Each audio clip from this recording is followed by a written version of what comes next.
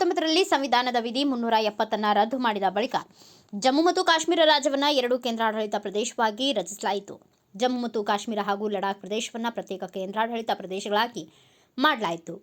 ಈ ಸಂದರ್ಭದಲ್ಲಿ ಲಡಾಖ್ ಜನರಿಂದ ಹಲವು ಬೇಡಿಕೆಗಳು ಕೇಳಿಬಂದಿದ್ದವು. ಜಮ್ಮು ಕಾಶ್ಮೀರಕ್ಕೆ ಇರುವಂತೆ ಶಾಸಕಾಂಗವನ್ನು ನಮಗೂ ಒದಗಿಸಬೇಕು ಎಂಬುದು ಪ್ರಮುಖ ಆಗ್ರಹವಾಗಿತ್ತು. ಜೊತೆಗೆ ತಮ್ಮ ಭೂಮಿ, ಉದ್ಯೋಗ ಮತ್ತು ಸಂಸ್ಕೃತಿಯನ್ನು ಉಳಿಸಿಕೊಳ್ಳಲು ದನಿ ಎತ್ತಿದ್ರು. ಸುಮಾರು 5 ವರ್ಷಗಳ ಈ ಹೋರಾಟಕ್ಕೆ ಕೇಂದ್ರ ಸರ್ಕಾರ ಕೊಂಚ ಮಣಿದಿದ್ದು ಮಹತ್ವದ ನೀತಿಗಳನ್ನು ರೂಪಿಸಿದೆ. ಹೊಸ ಬದಲಾವಣೆ: ಲಡಾಖ್ ನಾಗರಿಕರ ಸೇವೆಗಳ ವಿಕೇಂದ್ರೀಕರಣ ಮತ್ತು ನೇಮಕಾತಿ ನಿಯಂತ್ರಣ 2025.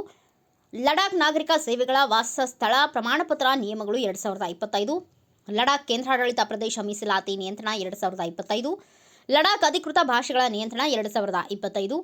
ಲಡಾಖ್ ಸ್ವಾಯತ್ತ ಬೆಟ್ಟ ಅಭಿವೃದ್ಧಿ ಮಂಡಳಿಗಳು ನಿಯಂತ್ರಣ 2025 ಇವುಗಳನ್ನು ಜಾರಿ ಮಾಡಲಾಗಿದೆ.